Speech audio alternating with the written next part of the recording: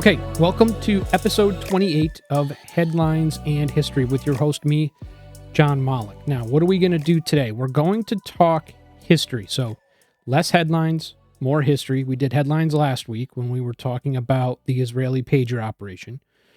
And we have a guest coming on, as I've brought up a couple of times. Alexandra Winkler is going to be joining us to talk Venezuela. So that's what I want to do this week. I want to set the stage for our discussion with Alexandra. I want to provide a concise roundup history, if you will, through the eyes of three important individuals to discuss the history of this very important country in South America. And Alexandra is going to get into why we should be discussing this history. Why should we be discussing what's happening in Venezuela today in particular? What the current political climate is like, what the current geostrategic climate is like, and we're going to have some back and forth as to what we should do about it, if anything. And I'm really looking forward to it. I think it's going to be an interesting conversation. So if you're not a Venezuela expert, as I am not, I think it's just useful if we go forward and we have this conversation about, again, the concise history, a lot of focus on 20th century, get us caught up to speed on some of the very basics, which have clearly, or should become clear, have led to some of the challenges Venezuela is facing today. Okay, before we start, as I always like to remind everybody, headlinesinhistory.com, go ahead and check out the website. We continue to update that and make improvements and changes. And you can reach out to me at any time, John Malik at headlinesinhistory.com there. Let's start off at the very basic. Let's talk about where Venezuela is and what it looks like today from a statistical standpoint, right? Some of the basic stuff. Venezuela is in South America. It's in the very north of South America. As a matter of fact, it's bordered in the north by the Atlantic Ocean. And then you have Colombia in the west, Brazil in the south, Trinidad and Tobago in the east, northeast, and then Guyana up definitely in the northeast. It's a population of about 30 million. It's made up of what are called 23 states, but don't think of states in the same way as the United States. Think of them more as like provinces. It's a federalized system similar to Canada and Australia and the other countries that have a very heavy federal authority. The official language is Spanish, which may be obvious based on its Spanish colonial roots. 51% of the population is multi-ethnic. It's a challenge to kind of figure out what that actually means, but 42% are white, and maybe we'll get some clarity on this. You know, as I'm just reading the statistics here, we'll get some clarity on this from Alexandra as to what that really means. But importantly, 92% are Christian when it comes to religion, and then of the 92%, 80% are Roman Catholic, and this traces back to the Spanish in their time here as colonists. There are other religions. There's some Buddhists, there are Muslims, Druze, Jews, but really, as you could tell from the 92%, there are very few comparatively out of the 30 million people that live there. About a GDP of 211 billion. This equates to, if I was to grab one of the states, this would be about the same GDP as Kansas in the U.S. Sports are popular, baseball, soccer, like obviously call it football down there. There's even some F1 fans down there in Venezuela, particularly because there's a Venezuelan driver who's very popular, so they actually get into a little F1 down there, which is interesting. My wife loves F1. There's three main influences when it comes to the cultural aspects of Venezuela. I mean, there's a heavy Spanish influence, as you might imagine. There's a heavy African influence based on the slave trade that all of the Americas were dealing with in the 15th, 16th, 17th century. And then the indigenous influence as well. So those three major cultural influences are really what make up Venezuela today. 95% of the country is literate. That's good, and that's a good number given what we are going to learn about the current state of Venezuela in terms of its political stability, its educational stability, and its economic woes, if you will. So 95 is pretty high, but that's going to tie back to earlier in the 20th century when Venezuela was doing very, very well. They do have universal health care. Remember, that's a socialist system. It didn't start off that way, but eventually it did transform into a socialist slash communist system, even though it's really heavy authoritarian as well. But nonetheless, they have a view of taking care of the poor. So it's no surprise that they have universal health care. However, it's not all that efficient and effective. They about just give you one stat. Infant mortality is 19 per 100,000 compared to the U.S., which is about 6 per 100,000. So it gives you an idea, about 3 times difference there. Infant mortality is a pretty good indicator of how well a healthcare system works. I'm certainly no expert in that, but from the reading that I've done, given, because the infant mortality touches so many different levels of the medical community when it comes to disease prevention, and it comes to prenatal health. There's a whole slew of areas within the medical system that ties to infant mortality. So it's an interesting indicator, a useful indicator rather. And from a historical standpoint, geography plays a pretty heavy role, a pretty influential role in the political system of today. Now, that's the case everywhere. We've had this conversation before, right? We don't respect, or we should hold with skepticism, straight lines on a map between countries, right? It should be geography that leads a country or a nation to come together. And that's kind of the case with Venezuela. Similar in its design to Afghanistan. They're dealing with the Andes Mountains, where Afghanistan's dealing with the Hindu Kush, and there are a lot of valleys. So there were separations of tribes and peoples throughout Venezuelan history, and there was a challenge to control all of the area of Venezuela from a central capital because of those geographic limitations. Same thing that happens in Afghanistan. You can't control all of Afghanistan from Kabul. They still struggle to do that today, but certainly when there wasn't any technology to help mitigate the geographic challenges. Same thing with Venezuela. So for a very long time, there's been a separation of powers, if you will, a more regional power landscape in Venezuela until the discovery of oil in World War I, and then a real uptick in technological change.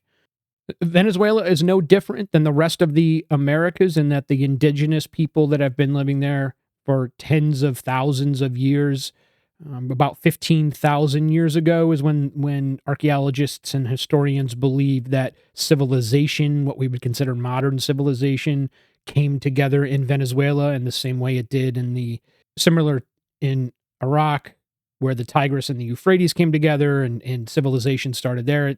Same thing happens in about 15,000 years ago in Venezuela.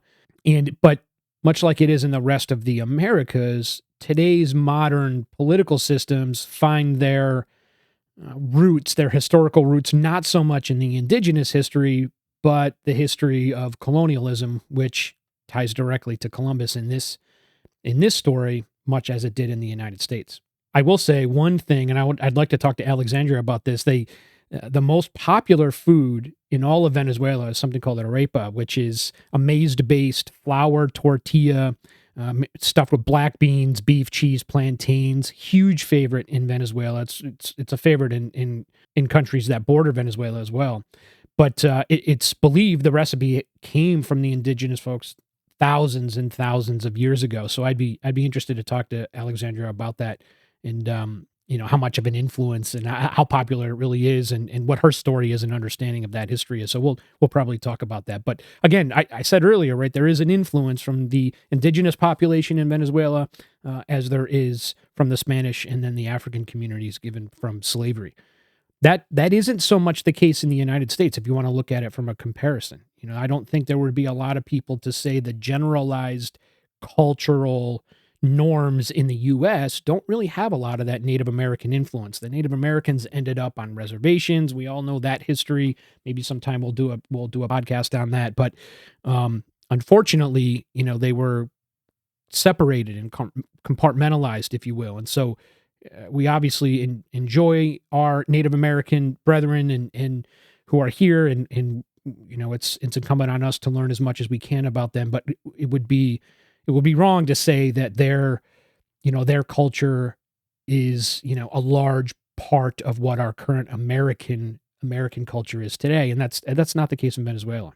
Okay, so from the colonial standpoint, when did it start? It started with Columbus, as I had said. Right? He makes his voyage over towards the Americas in the Western Hemisphere, 1492. We all remember the rhyme, right? When he finds, or when he discovers for the Europeans, the United States, and there's been historical arguments over that for years, but nonetheless, we all tend to agree on 1493, 1492. His third voyage, 1498, is when he discovers the land of North South America, in the land of where Venezuela is today. And there's a city that's the capital now, and the large town back then, Caracas.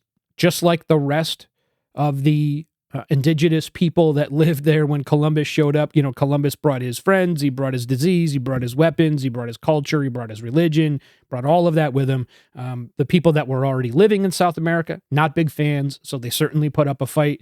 They looked at Columbus as an invader. And there was some challenges, but Columbus did end up, he and his colleagues and his assets were too powerful, and they did end up establishing territory for Spain. Now, there is some German influence in Venezuela as well. So back in, skipping forward a little bit to 1538, so Charles V is in charge in Spain, and he allows some Germans to travel over to the area, the territory where Spain was in control. And they wanted to do some traveling and some studying and discovering, similar to the way the Spanish did. And so Charles V allowed them to make some expeditions over here, or over there rather, into Venezuela. And so some of that influence from the German lifestyle ended up in Venezuela as well. So it's not prominent, but it's there nonetheless.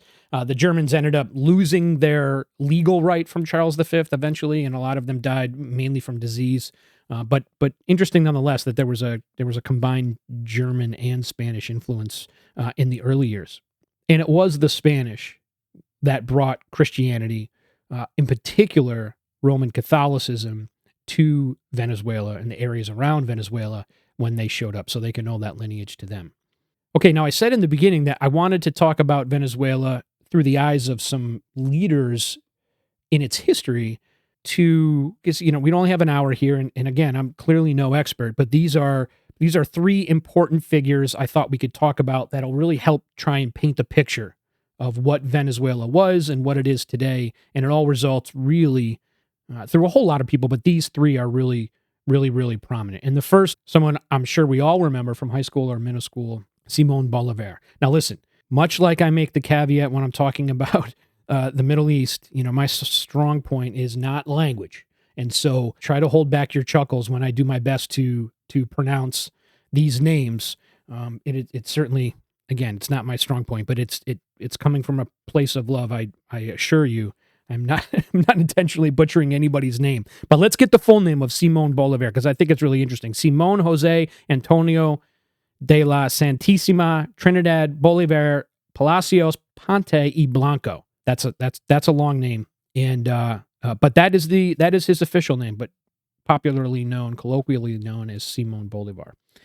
And so who is Simón Bolívar? Now, he is regarded as basically the founder, if you will, of today's Latin America. He clearly, let's not forget the indigenous people, the first peoples had lived there for many, many, many, many millennia before the Spanish showed up. But from a standpoint when nations were created, from a standpoint of developing and fighting for independence against the crowns of Spain, in particular, when it comes to South America and Latin America and throughout the Caribbean, Simón Bolívar is given a lot of credit for doing just that. It's not just in Venezuela, it's in other countries as well, which we'll talk about. But he's given most of the credit. Now, there are other folks, and we'll talk about it, that he clearly didn't do this on his own. But, he was important enough where they named a whole country after him, Bolivia. And he was not only eventually the leader of Venezuela, but he was the leader of Peru, and helped, so again, just his actions and his drive to separate the lands of South America and Latin America from the crown really helped establish what we see today as the countries throughout the region. So Bolivar, he's born in 1783.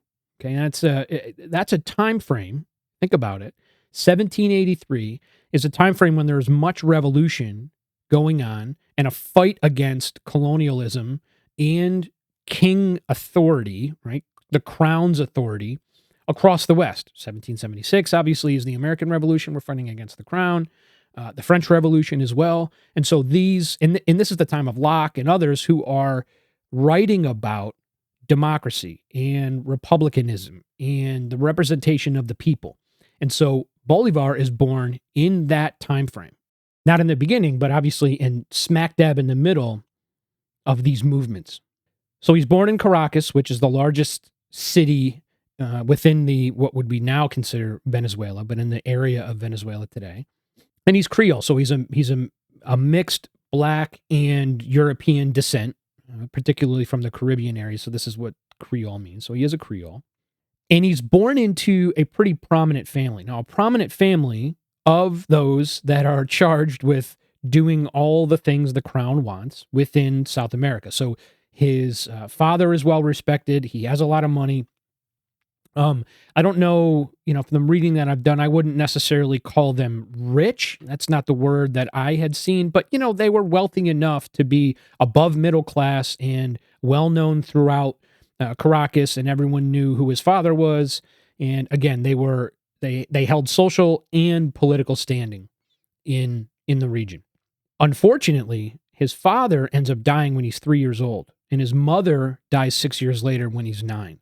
And so he ends up growing up. He's clearly with his mother until he's almost 10 years old. But his most formative years after, when he's starting to become a man, starting to become an adult, he's living with his uncle because his parents had passed. And he's not with his siblings either. So he's alone in that sense and being raised by his uncle. What I do find interesting in his history is that it just seems to me that a lot of prominent actors in history come from troubled backgrounds. It just seems that way. Now that just could be, certainly something that is, I'm not basing this on any statistic, let's say it that way, but it just, I get that feeling, right? That's an intuition almost that, it's the everyday person who shows up and has a, as cookie cutter of a life as you can imagine. Some reason they don't end up being the people we all remember in history, the ones that make all the change. It's those that have really had some challenging upbringings that end up being well-respected, influencers, even notorious if you're someone like Stalin or Hitler who had challenging upbringings. But anyways, I digress here. But so he's raised by his uncle. Now his uncle, because he has some money, is providing Simón with a tutor and education to ensure that he is, he's raised properly, at least when it comes to the education standpoint. And his tutor's name, who ends up becoming very, very prominent in Simon's life, is Simón Rodriguez. And Simón Rodriguez studied Rousseau in particular. And Rousseau, if you remember, is the Swiss, Rousseau is the Swiss philosopher who was relied upon heavily, and his teachings were used to spark the French Revolution. So he has that republic, people first mindset, representation by the people. And so this, at an early age, Simón is getting this education. He's being provided this by Rodriguez, and he's laying a foundation for his latter life. And even when he's young, in his pre-teens, he's starting to get the idea that he hates Spain, not culturally, but he hates the idea that he knows he and his people, he and his family and friends and everyone else that lives in South America at this time in Caracas are controlled by this foreign power that shouldn't be the case, and they should be able to lead themselves. He starts to really develop a hatred for that. Now, I want to say in 1801, he continues his education. His uncle sends him to Spain. And again, in an attempt to continue broadening his education, there's the schools and the academics in Spain are better than existed in Venezuela at the time. And he ends up marrying his absolute love, Maria Teresa del Toro Eliza, in 1802. And now this is a marriage that his uncle did not approve of. He believed that Maria did not fit within Simon's station in that way. So he should be marrying into a different class. But he was head over heels. He was absolutely in love regardless of whatever the culture said that he should be doing in terms of marriage. He was in love with her and he was going to marry her, and he did. And unfortunately, she ended up dying just a short time after they married of yellow fever. It changes his life. He never remarries. It leaves him completely devastated. And he had made a decision in that time that he wasn't going to, again, he wasn't going to try again. He wasn't going to remarry. He wasn't going to try to have a family. And so he was able to dedicate his life to his education and to his philosophical movement. And because he didn't have to worry, if you will, if he wasn't, I don't want to say burdened, but if he wasn't busy with family life as well. So it left him with the opportunity to focus on his, again, educational, academic, and political goals. And he had said that as much, right? When he was asked when he was still alive why it was that he got so involved, it was because he lost the love of his life at a young age and nothing else interested him. So that's how he was able to get involved. And he went as far to say that if his wife had stayed, right, if she had not passed away, he doesn't know if he would have been as involved in the political scene as he was. He traveled back to Venezuela after she died, and then he went back to Spain in 1804. And at this point, he ended up in Paris after landing in Spain because non-residents of Spain were being kicked out because the Spanish were at war with the Brits, or at least in conflict with the Brits. And so the Spanish were like, everybody who's not Spanish has to leave. So Bolivar ends up leaving. He ends up in Paris. This is where he really starts to dive into some advanced study when it comes to democracy, republicanism.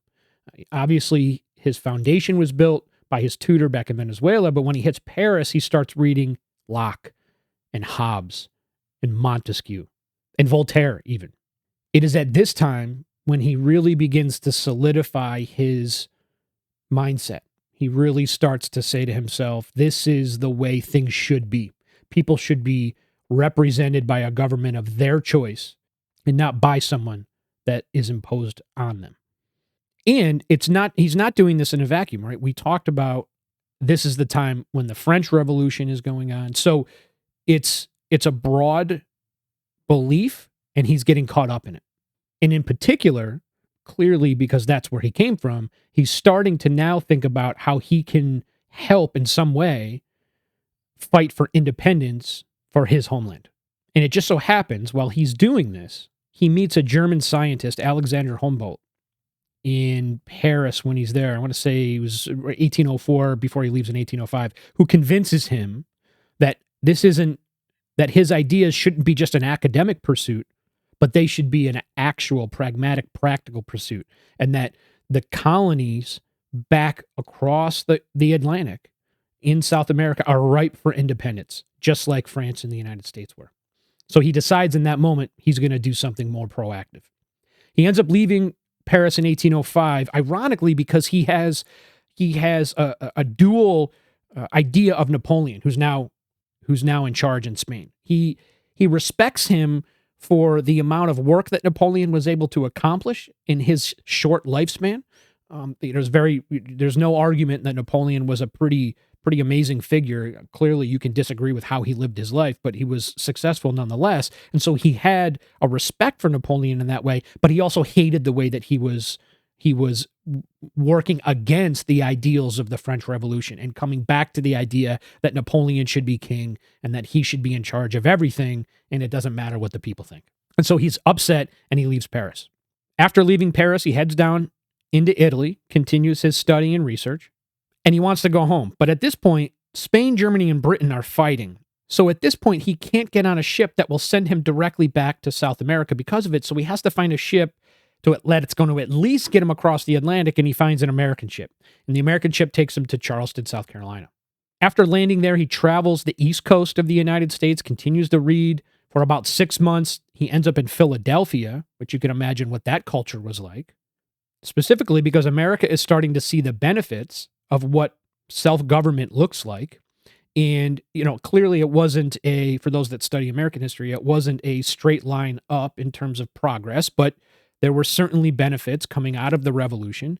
And he is seeing it play out in real time. He's in Philadelphia watching what a post-king led country can look like. Eventually, he makes his way back to Venezuela. And then Napoleon does something rather interesting that ends up pushing Bolivar further to the side and to the idea that he wanted to fight for independence. Napoleon invades Spain, and he replaces Ferdinand, who was on the throne at the time in Spain, with his brother. So now there's a French leader in Spain who's controlling the Spanish colonies overseas. This is clearly not something that Simón Bolívar is a fan of. So what he does is he decides to begin the fight for independence, but not from Ferdinand himself, just from the fact that the brother of Napoleon is on the throne in Spain. And so it wasn't an all-out independence in the sense that they wanted to break the leash completely. Bolivar did not think there were enough people at the time within Venezuela that would go for such a drastic move. But the idea to at least push back against the French and remain loyal to Ferdinand is something that they could accept. And so that's what he decided to do. So what he does in and around 1810, Bolivar, he pairs up with another very, very important, popular independence figure, Francisco de Miranda, who, by the way, fought in the American and French revolutions. Interesting guy. And they ask for help from the British to oust the leaders in Venezuela who are clearly now having to work for the French leadership. It worked for a while. They were kind of setting up militias and that were loyal to Ferdinand, but ultimately it didn't really work.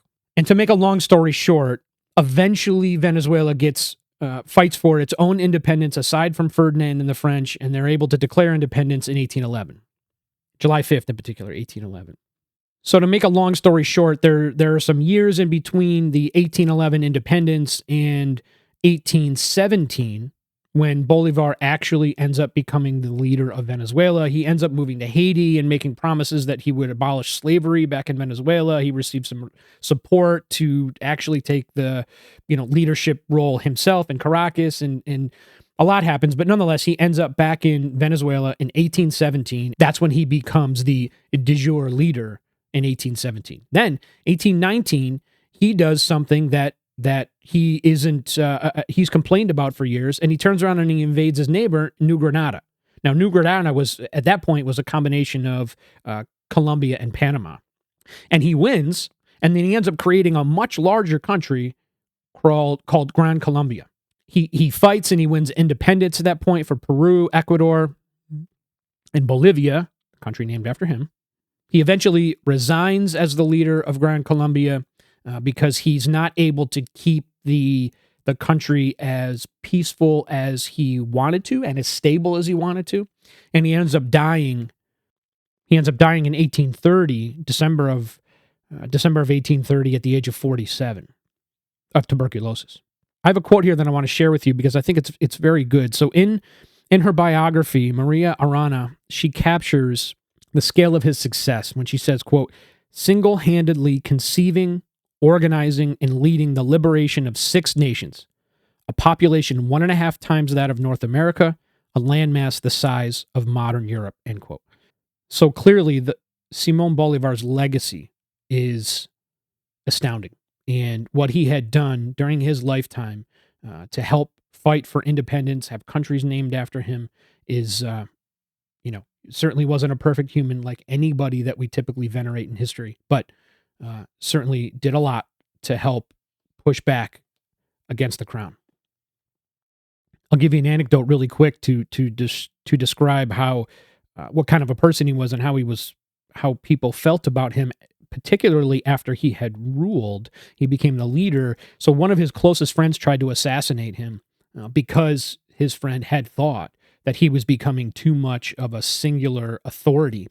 But later on in life, Bolivar ended up pardoning him because of his actions, because he realized what he had done was probably not the right thing. So just a little anecdote as to who he was as a man. So in 1895, so we're gonna skip a little bit here till we get to our next personalities. We're not digging through every single year here, but so 1830 he dies. 1895 Venezuelan history. There's something called the Venezuela crisis, and that erupts. It's a battle, or it's a back and forth with Britain. There's an argument over a territory, over the Essequibo territory, which the British had claimed was part of British Guyana, not Spanish Venezuela. And Grover Cleveland got involved, the president of the United States. He decided that it was his role to play based on the Monroe Doctrine. This is a opinion of his, that he should help mediate this challenge. And so he and his staff had looked at what the back and forth was, and ended up giving a bunch of land to Britain. Whether you agree with it or not, that ended up what happened. That's what ended up happening. Now, another crisis ends up popping up 1902, 1903, between another couple key leaders. Cipriano Castro is one of them, and then Juan Vicente Gomez, who was the most important early 20th century leader of Venezuela. They decided, working together, part of the same government, they had decided not to pay foreign debts to Europe, in which ended up leading to a British, Italian, and German naval blockade around Venezuela, which eventually was brought down when an agreement was made. And this lasted until really Gomez's time in office until 1935. He was in office from 1908 to 1935. Venezuela becomes a smaller country, and the country you would understand it to be today during Gomez's time, before 35 when he left, in 1931, when Gran Colombia broke into its successor states of Colombia, Ecuador, and Venezuela. So when I've been referring to Venezuela earlier in the episode, I was just talking about the area and the region of Venezuela.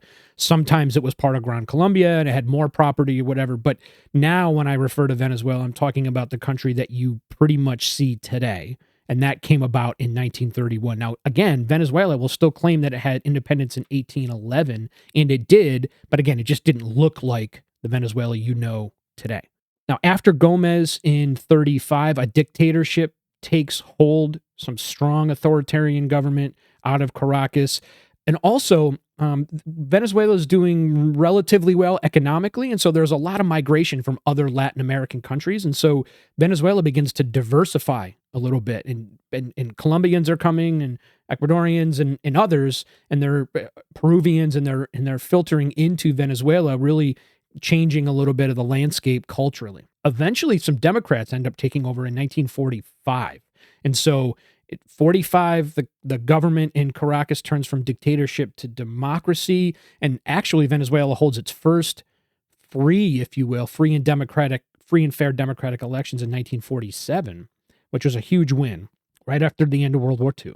But as you might imagine, unfortunately, a military junta takes over in 1948 and reestablishes authoritarian control. Now, why did the time frame of Gomez during the 30s, and then migration coming into Venezuela and diversifying the culture, and eventually leading to a democratic leadership in 1945, ultimately didn't stay. This is because of the I would say the most modern historical event in all of Venezuelan history, and that's the discovery of oil.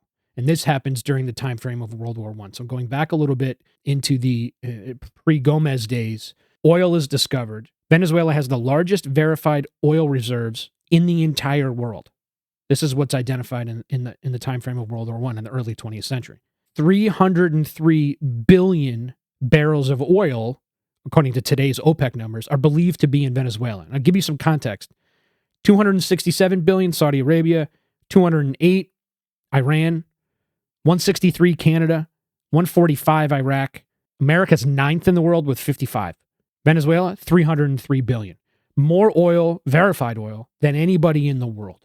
And so they began pumping, industrializing, doing all of this, and selling the oil, as you might imagine, exporting all of this in the early 20th century, which is what led to, again, as I had said, an influx of people coming from other countries that were looking to find work in the oil industry and looking to increase their standard of living, because Venezuela had a lot of money. When you have a lot of money, eventually, and things are going really, really well, it sets up an environment for democracy, that's what led to the Democratic president in 45. Anyways, like I had said, military junta comes in 48. 1950, Venezuela is identified as the fourth richest country on the planet. Fourth richest country on the entire planet is Venezuela in 1950. And look at the population, the size of the country and the population as compared to Russia, China, the United States, even Britain, right? It's this gives you an idea of how much money they're making from oil at this time. They sold a lot of it during World War II. And this is what turns out to be a period of rapid advance for Venezuela. So there's a infrastructure boom. Cities are popping up everywhere. There's advancements as much as there were advancements at the time in the 50s. And you could see pictures of what was happening in the 50s and then in the 60s and 70s when there was a lot of money to go around and things were really, really good. The golden period of Venezuela, they looked to be on a path to be a part of the greater number of wealthy nations in the world if they just continued on the same political path. Problem is, that didn't happen. There's a bunch of leadership challenges. They still haven't been able to stabilize a government yet, even though they have that much oil. In the 60s and in the 70s, there's a massive oil price hike in 73 during the Yom Kippur War. So another monster influx of money comes in and the government starts spending. You know, the value rose over 4 times, right, in 73. So the government's like, boy, here we go. We're going to keep spending and spending and spending. We're going to make things all better for our country and the people within our country. In 76, though, they nationalized the oil industry. Now, when you have a lot of it and the value is very, very high, there isn't much concern when you nationalize an industry in that way. You can kind of be inefficient and things aren't working all that well, but who cares? There's money just flowing everywhere. It's not that big of a deal, right? But prices crash. Prices crash into the 70s, into the 80s. You know, you remember the oil rationing that happened. And Venezuela finds itself in massive debt that it can't pay. It had debt in the beginning as they were spending, and they were borrowing because they couldn't get the money back. It doesn't matter. And they overspent, couldn't pay their bills after the value of the oil came down. And that's the challenge when you're dealing with a country like Venezuela. It's called, there's actually a name for it called Dutch disease, which is a way to describe an economy that is so reliant on one commodity or one service that your entire economic outlook depends on the value of that service or that commodity. And so if you don't diversify, when things are good, they're good. When they're bad, they're bad. And you need to be able to diversify so you can absorb and outlast these price fluctuations. And that's just not something that Venezuela did. So when things were great, they were great. When they were bad, they were really bad. And they ended up overspending, like I said, and they couldn't pay their debt back. Not being able to pay the debt, massive recession comes. There's a lot of upheaval amongst the people. They're not getting the free services that they used to get from the socialist-like system where the government was just making money and handing it out to everybody, helping out the poor. Not a big deal. But when that money goes away, now you've got an upset populace. And that's exactly what happened in the 80s.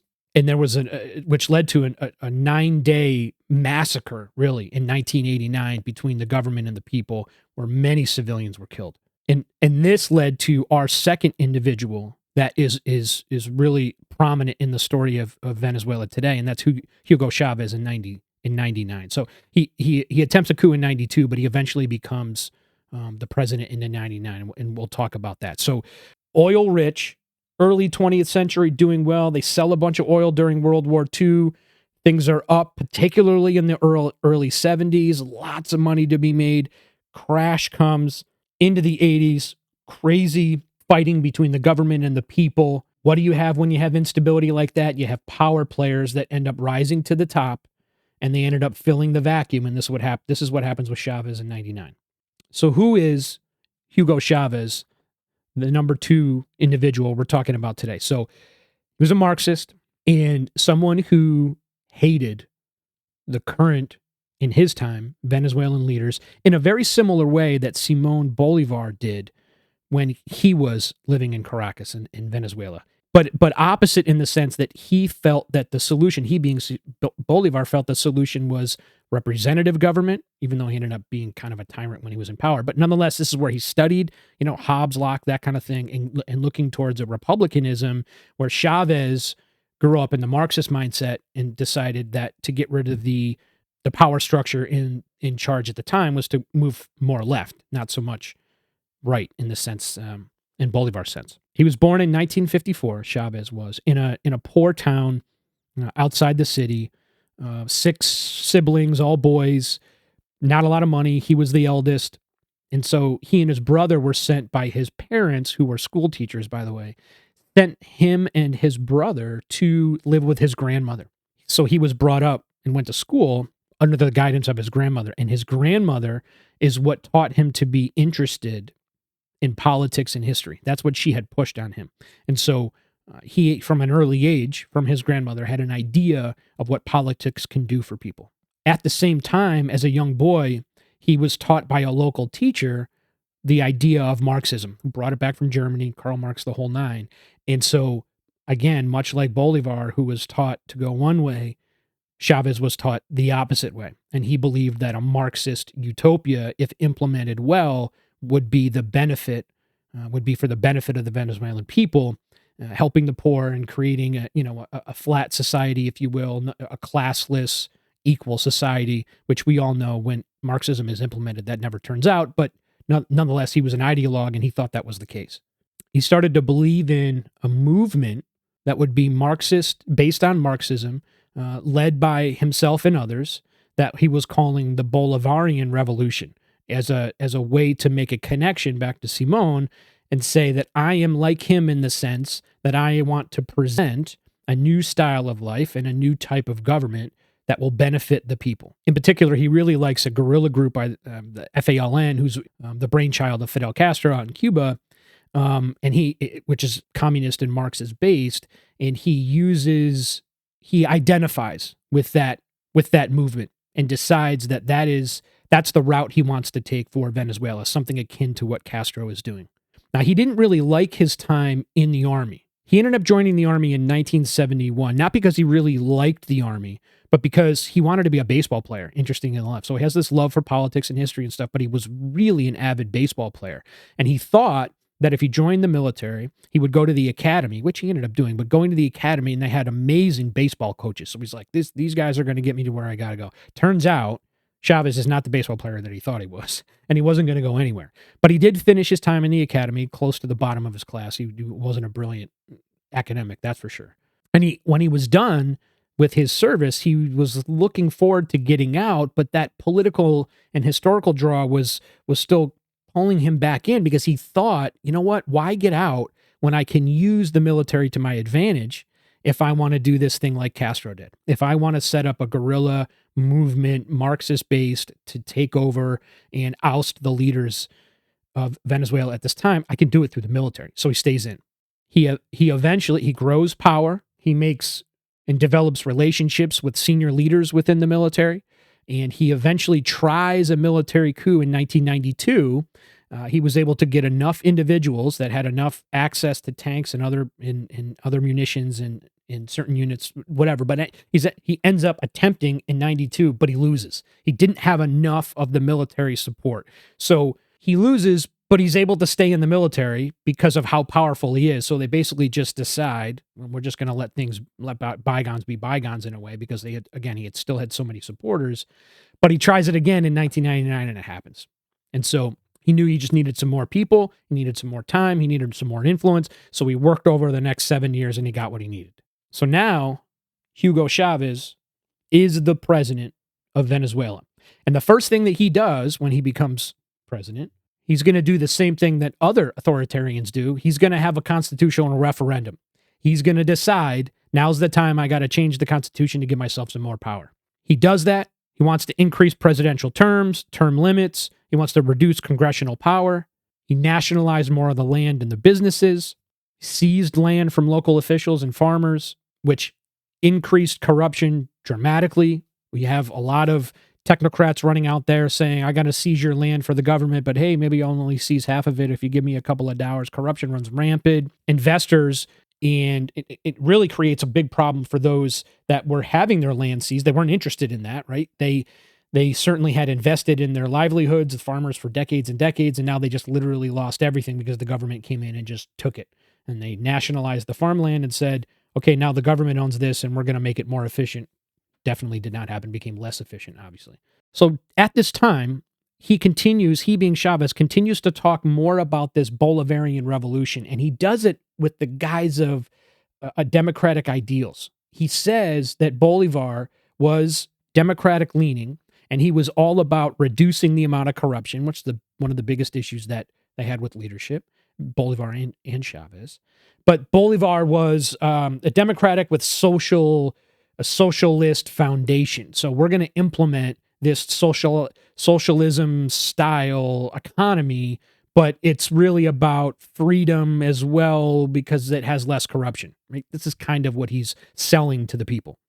Because he does, from the socialist standpoint, he does have a care for the poor. And it's one of the reasons that he's popular, even though he ends up being awful for the country in the long run. When you have massive amounts of people that are in poverty, when the government steps in and just starts giving you food and giving you resources and other things, people end up venerating the leader, whether they have any idea how he's getting access to this stuff or what he's doing to the economy, kind of irrelevant. If he's feeding you, you begin to follow him. He becomes your guy.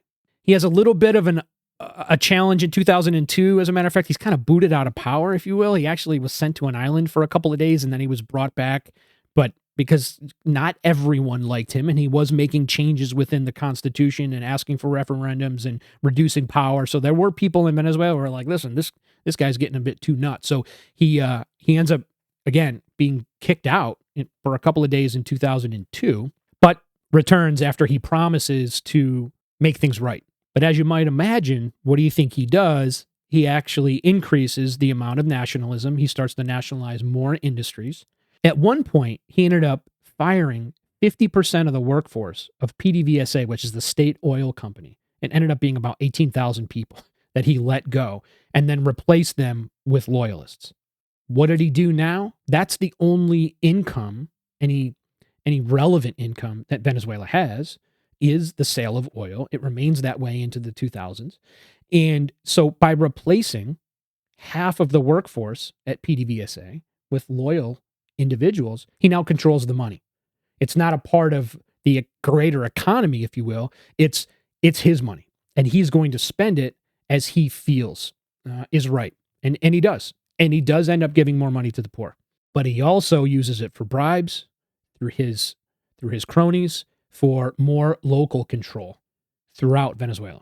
Similar to other authoritarian leaders, what else does he do into the early 2000s when he knows that there are challenges economically within the government? He blames somebody else. So he blames George Bush at one point, calls him an alcoholic, and says it's the United States problem that Venezuela is in the position that they're in. Has nothing to do with the decisions he's making, clearly, right? But he's got to point the finger somewhere. Putin's doing the same thing in Ukraine and against NATO. And by pushing against the United States, he more closely aligns with China and Russia and ends up becoming pretty indebted to them. China and Russia, from their perspective, smartly end up lending a lot of money to Chavez, knowing full well that they'll be able to control him by doing so. What does he also do? He packs the court. Another typical act for a leader trying to consolidate more power. So he adds 12 justices to the Supreme Court in Venezuela in 2004. Starts to implement more media controls through some of the new laws that are passed and the new interpretations that are made by the Supreme Court. So if there are media outlets out there that are not espousing the viewpoints that Chavez wants the people to hear, ends up locking them up. He either nationalizes them and turns them into a state industry, or he just gets rid of the media company, shuts down the television station or radio station completely. Jails journalists. And eventually he ends up taking control of the CNE, which is the election authority within Venezuela. So it's like a government agency that helps run the elections, both presidential and down to the local level. And he ends up, in a similar fashion that he did the oil industry, taking control. And so now he can have his fingers inside of how elections are actually run. He's up for election again. He wins. He starts to nationalize even more companies. Now he's working outside of the agricultural industry, and he's nationalizing telecoms, nationalizing dairy, electricity, steel. He ended up taking control of the central bank, started printing money. Inflation rose dramatically by 20% after doing that. And of course, who do you think he blames? The United States and capitalism. Mid-2000s, continues to shut down media companies, continues to take more control. Murder rate triples as the economy continues to tank under Chavez. By 2007, the murder rate in Caracas was the second highest in the world, with a 3% conviction rate. So you can imagine what the life was like living in Caracas. Second most murders, 3% conviction rate. Nobody's getting in trouble, and loads of people are dying. This is the result of his actions directly. What does he do? Getting into the later 2000s, changes the Constitution again. Now he has indefinite presidential terms, more nationalization and government takeover. Food production continued to drop. The further you nationalize, the less efficient you become, because you're not paying the workers well, and they have zero incentive to do the best job that they can. The proof is in the data. By 2010, 70% of the food in Venezuela is imported from outside of the country. 70%. So you go from a self-sufficient agricultural economy. Venezuela is able to feed itself back when the farmers owned the land and they were working hard for their money and their production rates. He nationalizes over and over and over and over, and now 70% of the food is being imported. Give you some more examples here of the challenges and how he was felt. In 2005, the parliament refused to participate in elections if he was going to remain the president. So he ruled after his election in 2005 without parliament and basically just made decisions as if he was the king. Now, 2010 elections came back and the parliamentarians were decided that they were going to participate again. And he actually lost some seats in Congress in 2010. But interestingly enough, after the election, it wasn't for another 90 days, right? After the election in 2010, it wasn't for another 90 days after the election that the Congress was going to seat. So for those 90 days, he just force-fed a bunch of laws back in and decided to take more and even more control. He was reelected in 2012, but he died of cancer in 2013. You can see pretty clearly 2011, 2012, when he would eventually come on in front of the camera and be in front of the media, it was clear that he was sick. He admitted as much, told everybody that he had cancer, and he eventually died in 2013 after spending really his whole life just ravaging Venezuela and turning it into one of the poorest countries and most unstable countries in the world just to feed his own ego and his misunderstanding of taking resources from central government and just handing it to those in need, which, by the way, he still did. And so you'll see when he died in 2013, there were a lot of funeral processions, parades. There were a lot of people who were upset. Again, a lot of them come from the poorer classes, but that's because he gave them whatever it was that he felt they needed. And so there were a lot of people that loved him and felt like he was there taking care of them, but they didn't clearly understand the ins and outs of everything else. They didn't get that, Venezuela was able to feed itself, and then in 2010, 70% imports, right? They didn't grasp all of that. Nonetheless, he was still loved. He gave them the money, and he ousted the corrupt elite that the poor hated, so they loved him for it.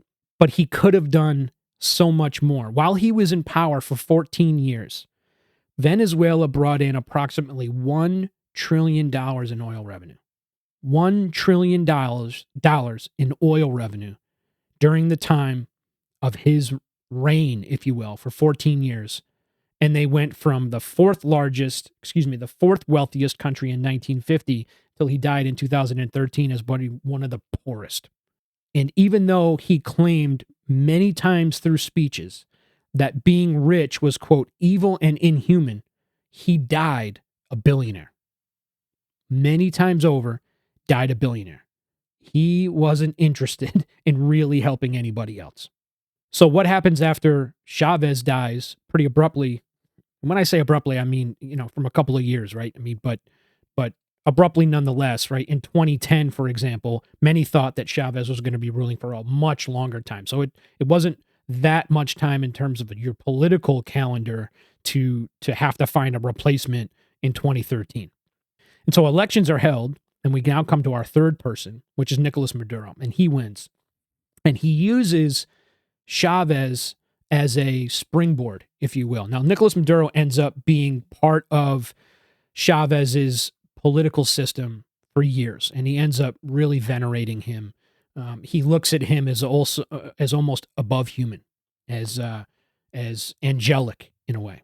He even at one point called Chavez the Christ of America because he died for all of Venezuelans. Now that ended up upsetting the Pope pretty much, and the Pope pushed back on that, and many Catholics did as well, and said, "Listen, the only person to die for anybody was Jesus. We're not going to be comparing Chavez to that." But nonetheless, it's the language that he used, and it was valuable, and it worked because he ended up becoming. It was by a slight margin, but he ended up winning the election by basically saying, "Listen, I'm just the next Hugo Chavez. I love the guy. I learned everything from him. So a vote for me is really a vote for Chavez." He only won by 2%. Maduro, after winning, doubles down. Grocery stores are empty. Doubles down on socialist policies. Continues to nationalize. Looting was rampant. The National Guard was sent out at times to deal with the looting at these grocery stores that had no food, and they ended up looting themselves because they couldn't feed their own families. Journalists were jailed if they took pictures of empty grocery stores. Now, unlike Chavez, to go back a little bit, Maduro was born in Caracas. So he was born in the city similar to Simón Bolívar. Chavez was born in a poor rural town. There are rumors, actually, that he was born in Colombia, which is interesting because then he wouldn't have been eligible to be the president of Venezuela if that were the case. But nonetheless, most people still think he was born in Caracas. Not bright, spent most of his time, as Chavez wasn't all that bright, at least academically. Maduro was not bright either, spent most of his time as a bus driver and working for unions in his life. But he does end up becoming a trade union leader. He ends up joining Chavez's political system, right? It becomes part of the party and moves up the ranks. He was foreign minister at one point and eventually becomes vice president in 2012. And this is what allows him to step forward and win the election when Chavez dies in 2013. This is all, assumed as a setup, right? Chavez knew he was dying of cancer in 2012. Maduro becomes the vice president in 2012. Chavez dies, runs for election 2013. He's chosen as the next president. In addition to continuing to nationalize, push home this socialist ideal, he being Maduro, actually builds an intelligence agency inside the military because he's a little bit more paranoid than Chavez even is and wants to be able to keep an eye on everybody within the military so he doesn't end up becoming someone who's ousted by a junta. And now everybody is on their toes, watching their back everywhere they go. He eventually becomes less and less popular, reaches a point after this decision, 20% of the populace supports Maduro. How do we use the data to point to this? 2015, parliamentary elections parliamentary elections come in 2015. All opposition groups work hard, even though they disagreed on a lot of things. There were communist groups, there were socialist groups, there were democratic groups, but they said, listen, there's nothing more important than ousting Maduro. So let's all work together regardless of our other political ideals. And they end up winning 109 seats as a coalition outside of Maduro's 55. That sends a message that the people are becoming pretty tired of what Maduro continues to do to ravage the country, corruption, socialism. Takes a tactic. What does Maduro do in response? Takes a tactic out of Chavez's playbook, packs the court again, 13 new members. At the time, even though he lost those parliamentary elections 109 to 55, it was the coalition that needed 106 for an absolute majority, and therefore they could block things that Maduro needed to have happen, 106 or 107. What he does with the new judges he puts into place, he takes 3 of those individuals that were part of the 109 and he declared them ineligible for corruption and other reasons, games they played in the elections. So now 55 goes up to 58 on Maduro's side of the House, and now they no longer have the absolute majority, and so they cannot overrule the things that Maduro wants to do based on the current constitutional framework. Brilliant on his part. The economy keeps dropping. Inflation goes up 1,000,000% after this. Money was worthless. People were using money literally to build and make bags and ornaments on the streets. They were taking the money, the physical money, and they were cutting it and they were sewing it and they were gluing it. They were doing all these things. And then they would take the bag they made out of the money and they would sell it. That's how worthless money was in Venezuela at this point. State oil workers were stealing machinery so they could sell it on the black market and to feed their families. 90% of the people in Venezuela didn't have enough money for food. 20% of the children were malnourished. People wanted to leave Venezuela in droves, but they couldn't get the passports to do it because the government couldn't produce enough plastic. This is a country that is sitting on the largest verified oil reserves in the world. And 90% of the people that live there don't have enough food. 2017, afterwards, Maduro makes another decision. He creates a constituent assembly. It's like a Congress that sits on the other side of Congress. Gives him absolute power. In this election, this was considered the worst in all of Venezuelan history. It was completely fallacious and made up, right? The assessments from other countries as to how that election went down with Maduro was unilaterally considered bogus. Now, the elections prior in Venezuela, although there was some tampering, a lot of it was real. I mean, Maduro only won his election by 2%. There were a lot of people that didn't like him. He ended up losing that majority in parliament, 109 to 55. Chavez didn't have monster elections where he won with 80, 90%, right? The things like you hear from Kim Jong-un in North Korea, or you hear from Saddam Hussein, right, in Iraq. 98%, but right, didn't happen. This election, it did happen with Maduro in 2017, at least on the parliamentary level. Another presidential election, 2018, bogus. He's sworn in 2019. And again, like I had said, all relevant countries called the presidential election illegitimate. They couldn't, he did not win as it is seen by all the other democratic countries along the world. And they don't consider him the legitimate president. So as a result, there's another politician, Juan Guaido. He declares himself after this 2019 presidential sitting, right, where Maduro takes, where he's sworn in again in 2019. Guaido says, listen, you're illegitimate. Everybody across the world says it. So I'm actually really the president because he was head of the Congress. And according to the Constitution, the head of the Congress is the president if there is no president. And he said, listen, you're no president, Maduro, so I am. Many countries backed Guaido with this movement. You can see pictures of him being applauded during the Trump administration in Congress when he showed up to say, I'm the legitimate democratic ruler of Venezuela. And that's a big deal to have the president and the rest of Congress stand up and applaud him. It's one thing to say from afar, hey, yeah, we got it. We know you're doing that thing and we appreciate it. And we know Maduro's a bad guy. But to actually bring him into the halls of Congress is a much larger step. Another anecdote of what it's like to live under Maduro today, 2018, USAID sends a whole bunch of food down into Cucuta in Colombia, just across the border. They know that the Venezuelans are struggling. Clearly, we can see the numbers. And so the U.S. says, listen, we're going to try to get involved here and see if we can help. Now, Maduro, he decides he knows this is coming and says, no, we're not doing it. Now, I wanted to go to Colombia.